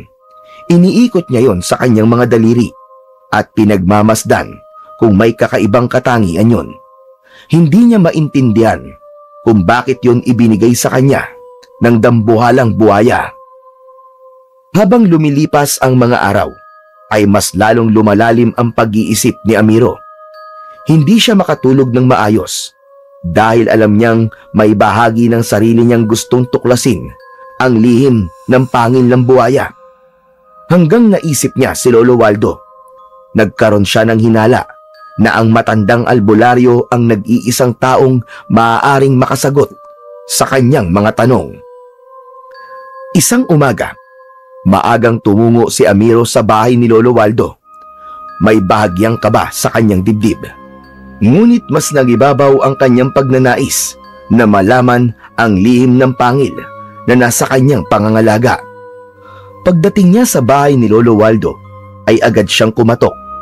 Hindi naman nagtagal, ay bumukas din ang pinto at bumungad sa kanya si Lolo Waldo. Ikaw na naman! Kung hihingi ka na naman ng agimat, ay umuwi ka na lang. Wala akong ibibigay sa'yo, Amiro. Teka, hindi po. Hindi po ako pumunta rito para manghingi ng agimat. Lolo Waldo, meron lang po sana akong nais na itanong sa inyo. Maaari po ba akong pumasok? Sandaling nag-isip si Lolo Waldo. Sa huli, ay nilawakan nito ang pagkakabukas ng pinto at hinayaan siyang makapasok. Magkaharap silang umupo sa kawayang sahig. Nang tanungin ni Amiro si Lolo Waldo kung ano ang pakay niya, ay marahan niyang ibinuka ang kanyang palad upang ipakita sa matanda ang pangil ni Lagim. Napasinghap si Lolo Waldo at nanlaki ang mga mata nito nang makita nito ang nasa palad ni Amiro. Agad nitong kinuha ang pangil ng buhaya at masusi yung pinagmasdan. Bakas sa mukha nito ang pagkamanga at tila hindi ito makapaniwala. Saan mo nakuha ito, Amiro? Lolo Waldo, ibinigay po sa akin yan ni Lagim. Ano ka mo? Ibinigay ito sa'yo ng buhayang nasa gubat. Pero paano? Sa tingin ko po kapalit po yan ang pagliligtas ko sa kanya. Papatayin sana siya ni na Kapitan Renato, pero itinago ko po siya. Napabuntong hininga si Lolo Waldo at muling tinignan ang pangil ng buhaya. Matapos yon, ay ibinalik na nito yon kay Amiro. Mapalad ka. Napakapalad mo, Amiro. Napakaraming tao ang namamatay sa pagtatangkang makuha ang mutya ng pangil ng buhaya. Ngunit ikaw, ibinigay ito ng kusa sa iyo ng buhaya. Ano po bang ibig niyo sabihin? Tsaka, ano po ba talaga itong sinasabi niyong pangil ng buhaya? Hindi sumagot si Lolo Waldo. Sa halip, tumayo ito at nagtungo sa isang lumang aparador. May kinuha ito roon na isang lumang photo album. Muli itong umupo sa harapan ni Amiro at binuklat ang photo album. Maya-maya pa ay huminto ito sa pagbuklat at napansin niya ang mapait na ngiti nito. Itinuro ni Lolo Waldo ang litrato ng isang matandang lalaki. Atay ko ang lalaking ito. Pero napansin mo ba ang isa niyang kamay? Doon lang napansin ni Amiro na putol ang kanang kamay ng lalaki sa larawan. Bakit po naputol ang kamay niya, Lolo Waldo? Nung kabataan kasi niya, sinubukan niyang kumuha ng mutya ng pangil ng buhaya. Pinaniniwalaan niya noon na ang pagkakaroon ng mutyang yon ay magbibigay sa kanya ng hindi matatawarang lakas at proteksyon. Nang subukan niyang bunutin ng isang pangil mula sa isang buhaya, ay kinagat ng buhaya ang kamay niya. Isang mabilis na kagat ang ginawa ng buhaya at tuluyang naputol ang kanyang kamay. Maswerte na lang siya at nabuhay pa rin siya. May mga kakilala rin ako na sinubukan yon, pero karamihan sa kanila ay hindi na nakabalik ng buhay. Ibig sabihin po ba may kapangyarihan po ang pangil na to? Hindi lang basta isang kapangyarihan, Amiro. Ang may hawak ng mutyang yan ay magkakaroon ng kakaibang lakas. Isang lakas na may hahalin tulad sa isang buhaya. Matibay at malakas na pangangatawan. May liksi sa tubig at sa lupa. Pero higit sa lahat, protektado ka nito. Basta dala mo ang mutyang yan, hindi ka basta-basta masusugatan at kaya mong labanan ng kahit na anong kasamaan. Napalunok si Amiro. Hindi niya inasahan na ganun kahalaga ang bagay na ibinigay sa kanya ni Lagim. Maya-maya pa ay muling nagsalita si Lolo Waldo. Gaya na sinabi ko sa iyo, Amiro, hindi madaling makuha ang mutyang yan. Kung nabunot mo yan ng ganun kadali lang, ibig sabihin ay malaki ang tiwala ni Lagim sa iyo. Hindi ko alam kung bakit, pero parang nais ko nang maniwala sa sinasabi mong hindi si Lagim ang pumapatay sa mga tao dito sa ating lugar. Baka naisip ni Lagim na kailangan ng may lumaban sa totoong kasamaan na meron dito sa lugar natin. Muling napasinghap si Amiro. Matagal na niyang pinaniniwalaan na hindi si Lagim ang tunay na salarin. Ngunit walang naniniwala sa kanya. Ngayong may mutya na siya, mas lalong lumalim ang kanyang pagdududa na may mas malalim pang dahilan kung bakit ibinigay yun sa kanya ng mahiwagang buhaya. Pero Lolo, may ideya po ba kayo kung bakit niya po ito binigay sa akin? Tanging ikaw lamang ang makakatuklas ng sagot sa tanong mong yan, Amiro. Natahimik si Amiro at pinilit niyang inisip kung ano nga ba talaga ang dahilan ni Lagim kung bakit nito ipinagkatiwala sa kanya ang ganoong klase ng mutya. Alam niya na hindi lamang simpleng pasasalamat yun kung bakit nito yun ibinigay sa kanya. Malakas ang pakiramdam niya na meron pang mas malalim na dahilan na kailangan niyang matuklasan sa mga susunod na araw. Matapos makipag-usap ni Amiro kay Lolo Waldo, ay nagtungo siya sa gubat. Naisip niyang puntahan si Lagim at baka makakuha siya ng sagot sa kanyang katanungan. Makalipas ang ilang minutong paglalakad sa gubat, ay narating na niya ang lawa kung saan madalas na makita si Lagim. Lagim! Lagim, nandito ako! Si Amiro to, Lagim! Lagim! Pinakiramdaman ni Amiro ang paligid, lalo na ang lawa, pero nanatiling kalmado ang tubig doon. Lagim, kaibigan! Lagim! Naririnig mo ba ako? Tahimik pa rin ang buong paligid. Hindi pa rin naramdaman ni Amiro ang presensya ng dambuhalang buhaya.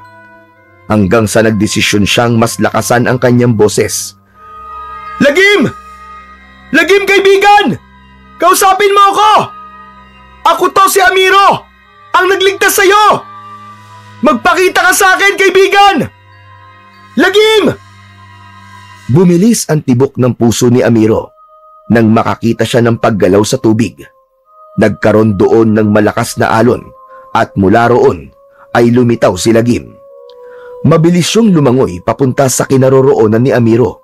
Huminto ito sa harapan niya at nang ibukas nito ang malaki nitong bunganga ay nagkislapan sa sikat ng araw ang matutulis nitong mga pangil. Malakas na isinarado ni Lagim ang bunganga nito at may tubig na tumalsik sa mukha ni Amiro. Sa pagkakataon na yon ay hindi nakaramdam ng takot si Amiro kay Lagim. Pakiramdam niya ay konektado silang dalawa ng buhaya. Para bang sa pamamagitan ng pagtingin nila sa mga mata ng isa't isa ay nagkakaunawaan na sila. Maraang inilabas ni Amiro mula sa kanyang bulsa ang mutya ng pangil ni Lagim. Napalunok siya bago muling tumingin sa dambuhalang buhaya. Kaibigang Lagim, maraming salamat at nagpakita ka sa akin, ha? Hindi ko pa rin alam kung bakit mo to ibinigay sa akin. Pero gusto kong malaman mo, nagagamitin ko ang mutyang ito sa kabutihan. Hindi lang dahil sa alam kong mabuti ka, kundi dahil yun ang nararapat. Nanatiling nakalutang sa tubig si Lagim habang nakatingin kay Amiro. Alam niya na naiintindihan nito ang sinasabi niya. Balang araw, mapapatunayan din natin sa lahat na hindi ikaw ang pumapatay ng mga tao rito, kundi ang mga aswang. Darating ang panahon na hindi ka na nila kakatakutan. Ipinapangako ko yun sa'yo, Lagim. Napatingin si Amiro sa mga mata ni Lagim. Kahit wala itong ekspresyon, ay nararamdaman niya ang kasiyahan ng buhaya sa kanyang sinabi. Napangiti siya. Lumuhod siya at marahan niyang tinapik ang ibabaw ng nguso ni Lagim at saka ito marahang lumubog sa tubig at lumangoy palayo.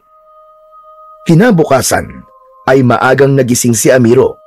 Habang naghahanda ng agahan ay kinuha niya ang pangil ni Lagim sa kanyang bulsa at matiimyong tinignan. Mula nang ibigay yon ni Lagim sa kanya, pakiramdam niya ay may dalayong kakaibang lakas at proteksyon sa kanya. Hanggang isang ideya ang pumasok sa isip ni Amiro. Kumuha siya ng isang matibay na piraso ng itim na tali. Mahigpit niyang pinaikutan ng tali ang pangil at ginawa niya yung palawit.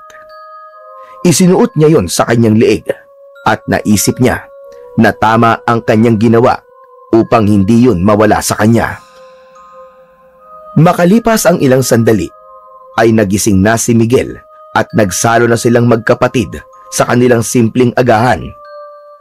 Kuya, ano yung nasa leeg mo? Ah, ito bang kwintas? Napulot ko lang to sa gubat habang nangangaso ko. Kuya, pangil ba yan ng hayop? Oo, parang ganun na nga. Nagandahan ako kaya ginawa kong kwintas. Bagay naman sa akin, di ba? Bagay naman, kuya. Ah, oo nga pala, kuya. Meron po kaming field trip sa susunod na buwan. Pwede po ba akong sumama? Aba, syempre naman. Alam mo, Miguel, hindi ko naranasan ang mga ganyang bagay nung nag-aaral pa ako. Kaya gusto kong ma-experience mo. Salamat, kuya.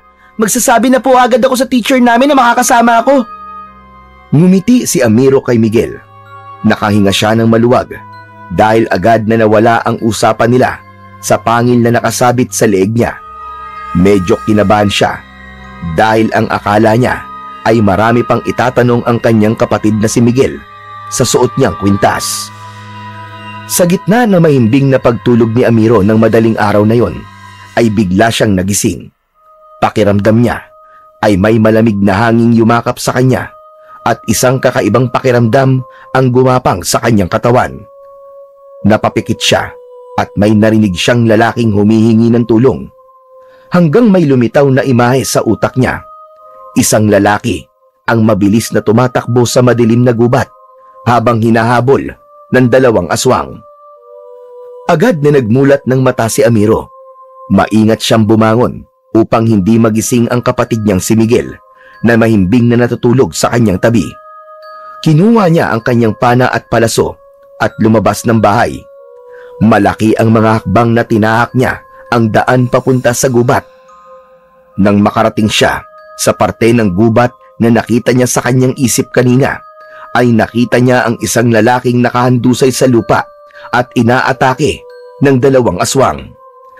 Hindi na nagdalawang isip si Amiro. Itinutok niya ang kanyang pana at mabilis na pinakawalan ang isang palaso. Tumama yon sa balikat ng isang aswang, kaya napasigaw ito ng malakas nang dahil sa sakit. Agad na napalingon ang 2 aswang sa kanya habang nagliliyab sa galit ang mga mata ng mga yon. Magkasabay na sumugod ang mga aswang kay Amiro. Sinubukan niyang umatras pero masyadong mabilis ang mga ito. Bago pa siya makailag ay naramdaman na niya ang pagsayad ng mga matutulis na ngipin ng mga ito sa kanyang balat. Ang isa ay kinagat siya sa leeg, habang ang isa naman ay sa kanyang braso. Ngunit nagulat si Amiro nang wala siyang naramdamang sakit.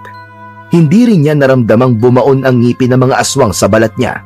Maging ang mga aswang ay nagtaka nang alisin ng mga yon ang pagkakakagat kay Amiro. Napangisi si Amiro nang mapagtantong hindi siya tinablan ng kagat ng mga aswang dahil naging kasintigas ng balat ng buhaya ang balat niya nang dahil sa kanyang mutya. Sa pagkakataon na yon, isang kakaibang lakas ang dumaloy sa buong katawan ni Amiro. Mabilis niyang sinuntok ang isang aswang sa muka. Sinipa naman niya ang isa sa sikmura. Parehas na tumilapon ang 2. Mabilis niyang itinutok sa isang aswang ang kanyang pana at pinakawalan ang isang palaso. Pero mabilis siyang nakaiwas. Hanggang sa bumalik sa alaala ni Amiro ang ginawang pagtulong noon ni Lagim sa kanya. Sinubukan niyang tawagin ang pangalan ng buhaya. Ubod lakas niyang isinigaw ang pangalan ni Lagim. Hindi nagtagal ay isang nakakabinging dagundong ang pumuno sa buong kagubatan. Bahagyang yumanig ang lupa at sa isang iglap ay dumating si Lagim habang malaking nakabukas ang bibig nito. "Kaibigan Lagim! Dumating ka!" Mabilis na inatake ni Lagim ang isang aswang. Buong lakas nitong kinagat ang ulo ng aswang at sa isang iglap, naihiwalay ni Lagim ang ulo ng aswang sa katawan nito. Ang natitirang aswang naman ay sinubukang atakihin si Lagim, pero mabilis na hinampas ni Lagim ang aswang ng makapal at matigas nitong buntot. Lumipad sa ere ang aswang at sumalpok ito sa isang puno. Sumuka ng dugo ang aswang nang mapasandal ito sa puno. Nakita ni Amiro na yun na ang pagkakataon niya para patayin ang aswang. Itinutok niya rito ang kanyang pana at nagpakawala siya ng 2 magkakasunod na palaso. Tumama ang mga yon sa dibdib ng aswang na agad nitong ikinamatay. Tinignan ni Amiro si Lagim at tumitig din ito sa kanya. Mas lalo niyang naramdaman ang malakas na koneksyon nilang 2. Hindi nagtagal ay umalis na si Lagim.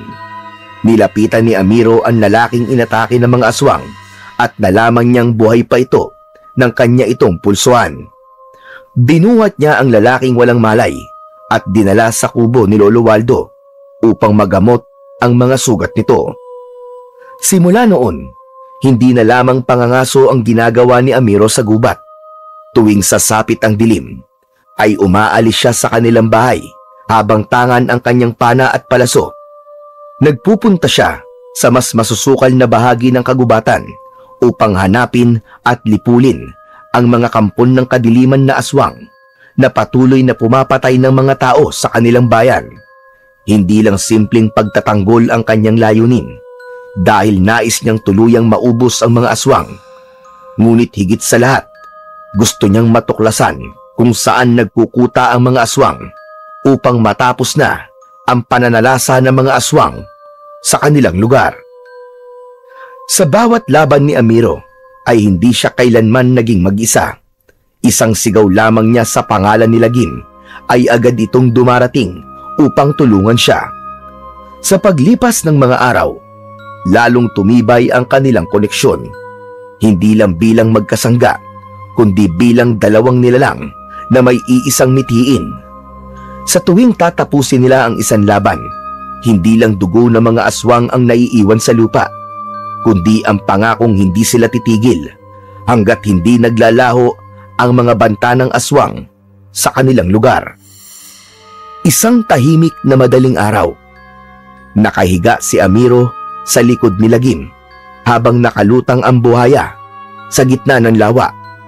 Ang malamig na simoy ng hangin ay banayad na dumadampi sa kanyang muka at ang liwanag ng bilog na buwan ay kumikislap sa ibabaw ng tubig.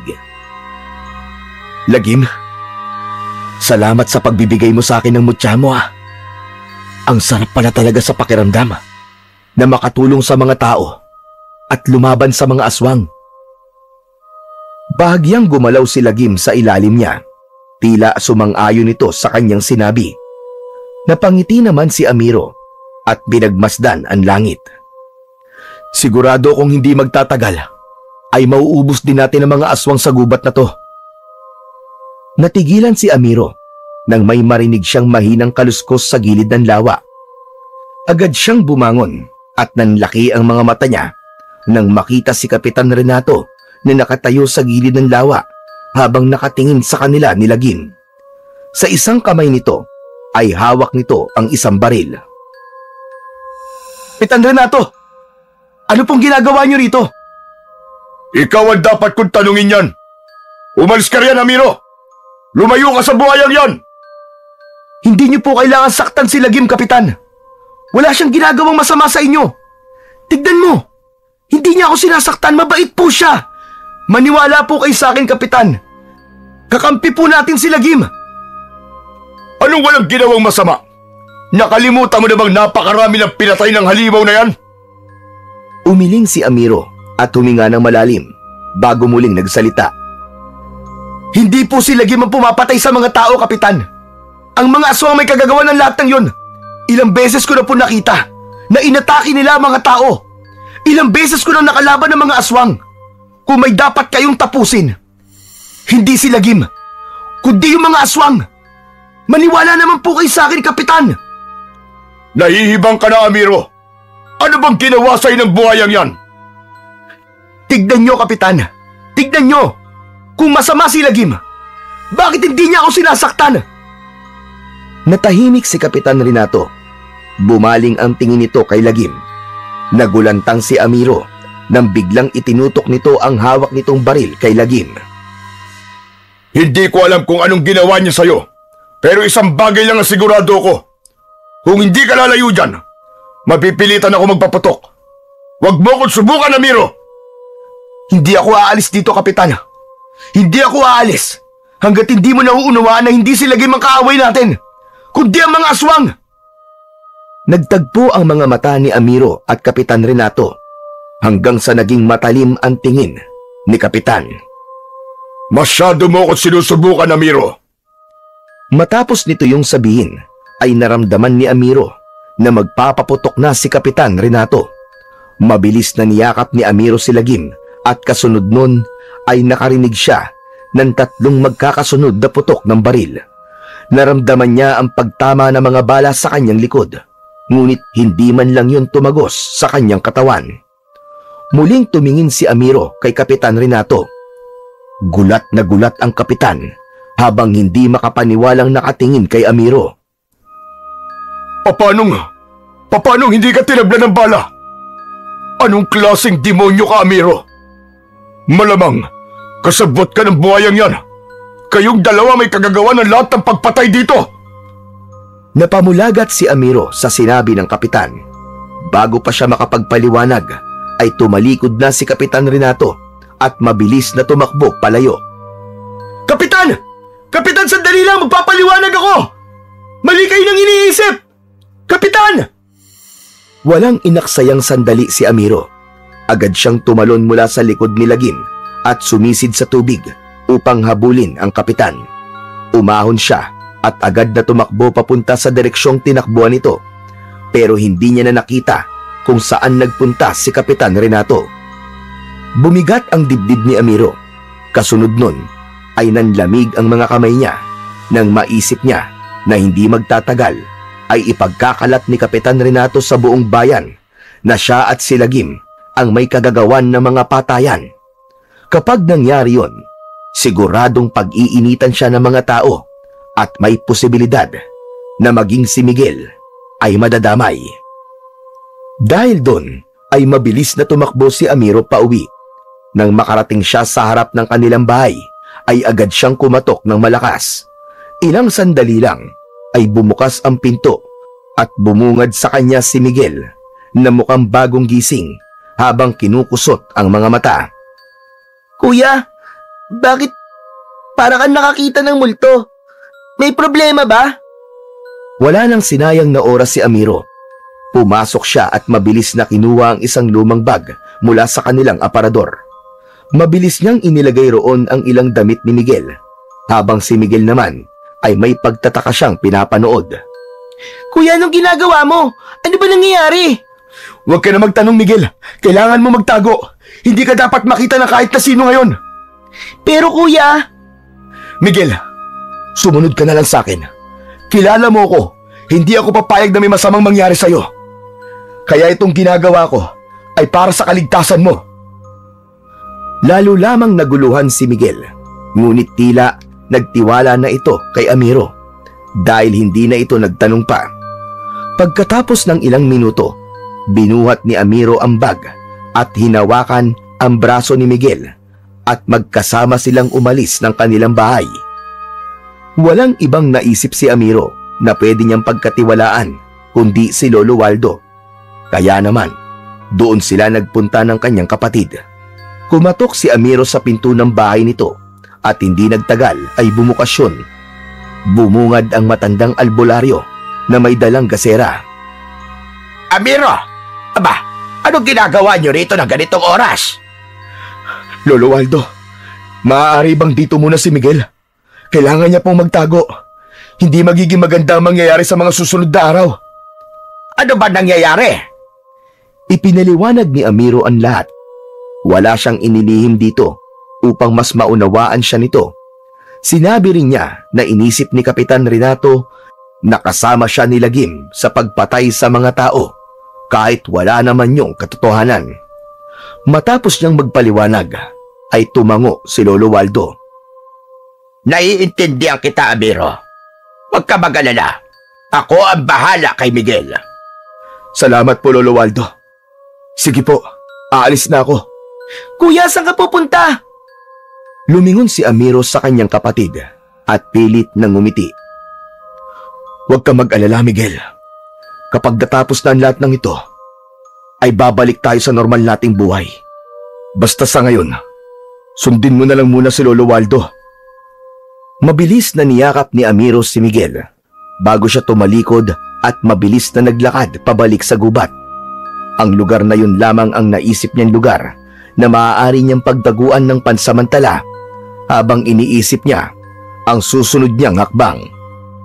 Simula noon ay nagtago at nanirahan na muna si Amiro sa gubat. Mahirap ang buhay niya roon dahil wala siyang maayos na pagkain at wala siyang masisilungan laban sa ulan at lamig ng gabi. Minsan, nagtitiis siya sa hinog na prutas o sa mga hayop na nahuhuli niya gamit ang patibong. Sa kabila ng lahat, hindi niya naramdaman ang matinding pag-iisa. Lagi niyang kasama si Lagim. Hindi niya noon inisip na darating ang araw na pareho na sila ni Lagim na kailangan magtago mula sa mga tao. Sa bawat araw na lumilipas, unti-unting natutunan ni Amiro ang mabuhay sa gubat. Isang gabi, habang naglalakad siya sa gubat upang manugis ng aswang, ay nakita niya si Kapitan Renato na mag-isang naglalakad habang may dalang gasera. Palinga-linga ito na tila sinisigurado na walang ibang tao na makakakita sa kanya. Agad na nagtago si Amiro sa likod ng isang malaking puno at nagtaka siya kung anong ginagawa ni Kapitan Renato sa gubat at hindi nito kasama ang mga tanod nito. Sinundan ni Amiro ng palihim si Kapitan Renato. Hindi nagtagal, narating ni Kapitan Renato ang isang bahagi ng gubat na noon lamang nakita ni Amiro. Tila isa yung maliit na kuta sa gitna ng kagubatan. Sa paligid naman ng kuta ay may ilang kubol na gawa sa kawayan at anahaw. Ngunit ang nagpatayo ng balahibo ni Amiro ay ang mga nilalang na sumalubong kay Kapitan Renato. Mga aswang ang mga nilalang na yon. Magkakasabay na lumapit sa kapitan ang mga aswang at biglang lumuhod ang mga yon at tinawag pang pinuno ng ilan si Kapitan Renato. Halos hindi makahinga si Amiro sa kanyang nasaksihan at narinig. Doon niya napagtanto na si Kapitan Renato pala ang pinuno ng mga aswang na pumapatay ng mga tao sa kanilang lugar. Maya-maya pa, isang nakakakilabot na pangyayari ang naganap. Unti-unting nagbago ang anyo ni Kapitan Renato. Sa isang kisap mata ay naging isang nakakatakot na aswang ang kanilang kapitan. At mula sa pinagtataguan ni Amiro ay dinig na dinig niya ang pagsasalita ni Kapitan Renato. Malapit na ang hinihintay nating lahat. Sa susunod na kabilugan ng buwan na, sisimulan na natin ang ating pagsalakay sa baryo. Wala tayong gagawin kundi ang magpakasawa sa laman at dugo ng mga tao. At sa oras na malipol na natin silang lahat, lilipat naman tayo sa ibang lugar upang doon magasik ng lagim. Hindi makapaniwala si Amiro sa kanyang natuklasan. Napagtanto niyang matagal nang pinaplano ni Kapitan Renato ang mga patayan sa kanilang baryo. Isinisisi nito kay Lagim ang lahat upang mapagtakpan ang kasamaan nito. Marahang umatras si Amiro mula sa kanyang pinagtataguan at siniguro niyang hindi siya maririnig ng sinuman. Nang makalayo siya ng bahagya ay saka siya tumakbo ng mabilis palayo sa kuta ng mga aswang. Hindi niya lubos maisip na ang totoo pala nilang kalaban ay kasama lang nilang naninirahan sa kanilang baryo at nagpapanggap na may malasakit sa lahat. Kinabukasan ng umaga ay nagtungo si Amiro sa kanilang baryo. May suot siyang isang malapad na salakot upang maitago kahit paano ang kanyang pagkakakilanlan. Sa kanyang paglalakad ay napadaan siya sa plaza at nalaman niya na merong pagtitipon doon. Maraming tao ang naroon habang nasa unahan ng lahat si Kapitan Renato. Agad na kumulo ang dugo ni Amiro pagkakita sa mapanlinlang na kapitan. Huminto siya at nagtago sa kumpol ng mga tao upang pakinggan ang sasabihin ni Kapitan Renato. Mga kababayan, nagtitipon tayo ngayon upang mabigyan ko kayo ng babala. Nalaman ko na hindi lamang ang halimaw na buhay na si Lagim ang dapat nating katakutan dahil meron siyang kasabwat sa lahat ng patayan na nangyayari dito sa ating baryo. Isa sa mga kabaryo natin ang tumutulong kay Lagim upang makapambiktima ng mga inosente. Walang iba kundi si Amiro. Alam ko na marami ang nakakakilala sa inyo sa kanya dahil sa pagiging mangangaso niya. Nagkaroon ng bulong-bulungan ang mga tao sa sinabing yun ni Kapitan Renato, habang si Amiro naman ay nanatiling nakatago at patuloy na nakikinig. Totoo ang narinig niyong lahat. Hindi lang si Lagim ang pumapatay sa lugar natin, kundi kasabwat niya si Amiro. May kakaiba silang ugnayan ng dambuhalang buhaya na yon. Marahil ay gumagamit ng itim na kapangyarihan si Amiro upang mapasunod niya si Lagim sa mga gusto niya. Kaya bilang kapitan nyo na ang tanging nais ay ang inyong kaligtasan, inuutos ko na sa oras na makita nyo si Amiro kahit saan, ay agad niyong huliin at dalhin sa akin. Hindi natin hahayaang mabuhay ang isang taksil sa ating baryo. Nanginig ang buong katawan ni Amiro dahil sa pagpigil niya sa kanyang galit. Halos sumabog ang kanyang dibdib sa matinding pagkapuot. Hindi siya makapaniwala sa kasinungalingan ni Kapitan Renato. Hindi lamang nito itinuro si Lagim bilang salarin, kundi pati siya para lang mailayo ang mga tao sa kung sino talaga ang totoong kalaban. Alam ni Amiro na hindi na siya maaaring magtagal doon. Agad siyang umalis sa kumpul ng mga tao dahil para sa kanya ay sapat na ang kanyang mga narinig. Malalaki ang mga hakbang na bumalik siya sa gubat upang pag-isipan ang susunod niyang hakbang. Naisip ni Amiro na kailangan niya ng wakasan ang kasamaan ni Kapitan Renato at hindi niya na kailangang hintayin ang kabilugan ng buwan. Alam niya na sa gabing yun ay maraming tao ang mamamatay sa kamay ng mga aswang na nagtatago sa gubat. Kinagabihan, lumabas ng gubat si Amiro at matapang siyang nagtungo sa bahay ni Kapitan Renato. Nang nasa tapat na siya ng pinto ng bahay ng kapitan, ay huminga siya ng malalim bago malakas na kumatok sa pinto. Ilang saglit lang ang lumipas bago yun bumukas. Sumilip si Kapitan Renato at halatang nagulat ito nang makita si Amiro. Nilakihan nito ang pagkakabukas ng pinto at matalim na tumingin sa kanya. Anong ginagawa mo sa aking pamamahay, Amiro? Papatayin mo rin ba ako? Gaya ng ginawa niyo ng buhayang yun sa mga naging biktima niyo? Napakagaling mo. Alam ko na ang sikreto mo, Renato. Tigilan mo na ang pagpapanggap mo. Alam kong ikaw ang pinuno ng mga aswang. Kayo ang totoong pumapatay ng mga tao sa baryo natin. Isinisisi mo pa kay Lagim ang pagpatay nyo upang hindi ka mapaghinalaan ng mga tao. Pero ngayon, tapos na ang palabas mo, Renato. Bistado ka na. At ano naman ang balak mong gawin, Amiro? Magsusumbong ka sa mga tao? Sa tingin mo ba, maniniwala sila sa'yo? Ikaw na itinuturing nilang traidor? Hindi ko na kailangan sabihin sa kanila dahil ipapakita ko sa kanila kung sino kan talaga. Bago pa makapagsalita si Kapitan Renato, ay hinablot na ito ni Amiro sa kwelyo ng suot nitong damit. Malakas niya tong hinila palabas ng bahay. Halos mawalan ng balanse ang kapitan.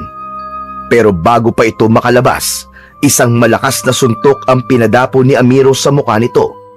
Bumagsak ito sa lupa. Tumingala ito kay Amiro at pinunasan ng dugo sa labi nito gamit ang kanyang kamay.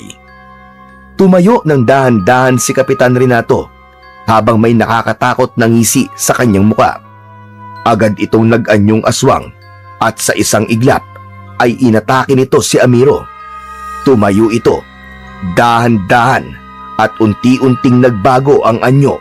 Lumaki ang katawan nito, humaba ang mga kuko at ngipin, at ang mga mata nito ay tila nagbabaga.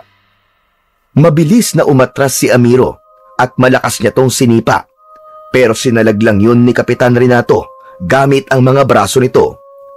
Muling sumugod si Kapitan Renato at sinubukang sakmalin ang leeg ni Amiro. Agad siyang yumuko at siniko niya ang tagiliran ng aswang. Napangiwi naman si Kapitan Renato nang dahil sa sakit. Mabilis na lumayo si Kapitan Renato kay Amiro at malakas na humalakhak.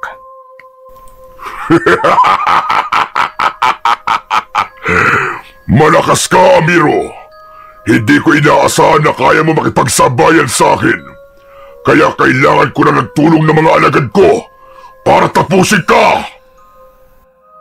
Isang malakas na alulong ang pinakawalan ni Kapitan Renato.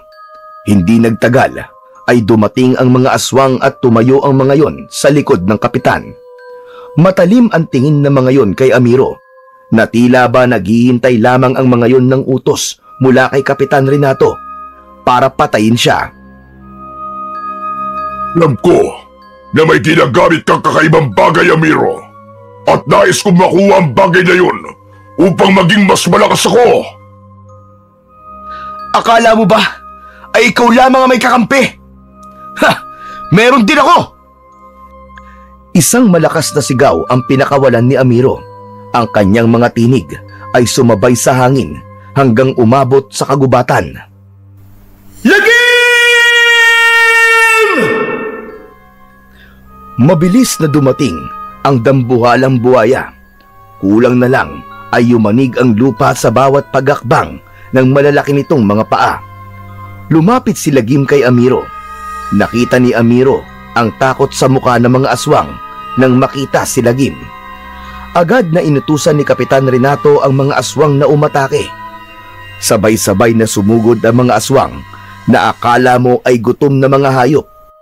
Ang dambuhalang buhaya naman ay hindi na nagpatumpik-tumpik pa at nilusob nito ang mga aswang. Akala mo ay isa itong napakalakas na bagyo na niragasa ang mga aswang. Ginamit ni Lagim ang lakas ng panga nito at buntot upang labanan ang mga aswang. Samantala, si Amiro naman ay abala kay Kapitan Renato. Mas lalo pa niyang naramdaman ang lakas at kapangyarihan ng mutya ng pangil ng buhaya. Hindi siya tinatablan ng mga kalmot at kagat ni Kapitan Renato dahil ang balat niya ay kasing tigas ng balat ng isang buhaya. Hanggang mula sa kung saan ay narinig ni Amiro ang pagtawag ni Lolo Waldo. Nang makita niya ang matanda, ay hawak nito ang kanyang pana at palaso. Inihagis nito yon sa kanya at mabilis siyang tumakbo upang saluin ang mga yon. Nang mapunta sa kamay ni Amiro ang dalawang bagay na yon, ay nasiguro na niya ang kanyang pagkapanalo.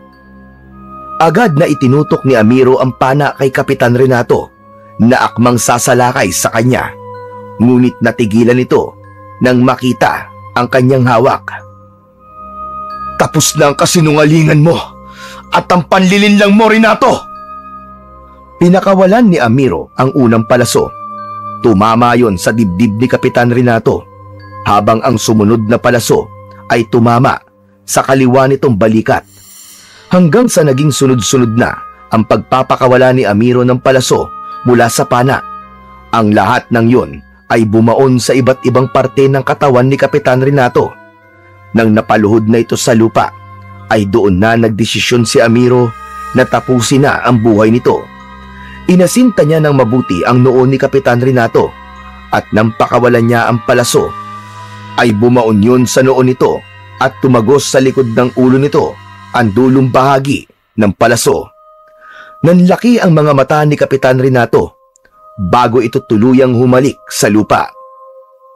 Nilapitan ni Amiro ang katawan ni Kapitan Renato at siniguro niyang patay na ito. Nang tumingin siya sa kanyang paligid, ay nakita niya na wala nang natitirang aswang na naroon dahil lahat ay pinaslang na ni Lagim. Kakaibang ginhawa ang naramdaman ni Amiro dahil sa wakas ay nagtagumpay sila ni Lagim sa laban na yon. Maya-maya pa ay lumapit si Lagim kay Amiro at marahas namang hinaplos ni Amiro ang nguso ng buhaya. Magaling, kaibigan Lagim. Nagtagumpay tayo. Wala na ang mga aswang. Payapa na ang baryo namin. Maraming salamat sa tulong mo. Ang mga tao sa baryo ay nagsimulang lumabas mula sa kanilang mga bahay. Samot-sari ang reaksyon ng mga yon. May takot, may naguguluhan, at meron ding masaya. Hindi na nagdalawang isip na magsalita ni Amiro dahil alam niyang yun na ang kanyang pagkakataon upang linisin ang pangalan ni Lagim. Mga kababaryo! Makinig kayo sa aking lahat! Siguro naman ay nasaksihan nyo na ngayon kung sino talaga ang totoong kalaban. Walang iba kundi si Kapitan Renato. Siya ang pinuno ng mga aswang. Sila ang mga pumapatay ng mga tao dito sa baryo natin at hindi si Lagim. Isinisilang ni Kapitan Renato kay Lagim ang patayan upang pagtakpan ang kawalang-yaang ginagawa niya sa ating lahat. Si Lagim, hindi niyo siya dapat katakutan. Kakampi natin siya at kahit kailan, hindi siya pumatay ng tao. Habang ang mga tao ay unti-unting nauunawaan ang mga sinabi ni Amiro, ay mabilis na lumapit sa kanya si Miguel at niyakap siya nito ng maigpit. Kuya, sobrang ipinagmamalaki kita. Ang galing mo makipaglaban. Salamat, Miguel. Pero tapos na ang lahat at makababalik na tayo sa normal nating buhay. Matapos ang pagyakap na yon, ay ipinakilala ni Amiro si Miguel kay Lagim. Ang mga tao ay isa-isang lumapit kina Amiro at Lagim upang makapagpasalamat. Napakasaya ng puso ni Amiro ng mga sandaling yon dahil sa wakas ay tuluyan ng naalis ang takot ng mga tao kay Lagim. Matapos ang lahat ng nangyari, ay unti-unti nang bumangon ang baryo ni Amiro mula sa madugong trahedya na yon. Ang takot na matagal nang sumakal sa mga tao ay unti-unting naglaho. Si Lagim, na dating itinuturing na isang dambuhalang halimaw na pumapatay ng mga tao, ay naging bahagi na ng kanilang komunidad. Kung minsan, kapag dumadalaw si Lagim sa baryo, ay nakikipaglaro pa ang ilang mga bata rito. Samantala, si Amiro naman ay patuloy na pinangangalagaan ng mutya ng pangil ni Lagim. Naniniwala siya na ang bagay na yon ay nagsisilbing simbolo ng hindi inaasahang pagkakaibigan na nabuo sa pagitan ng isang tao at ng isang buhaya.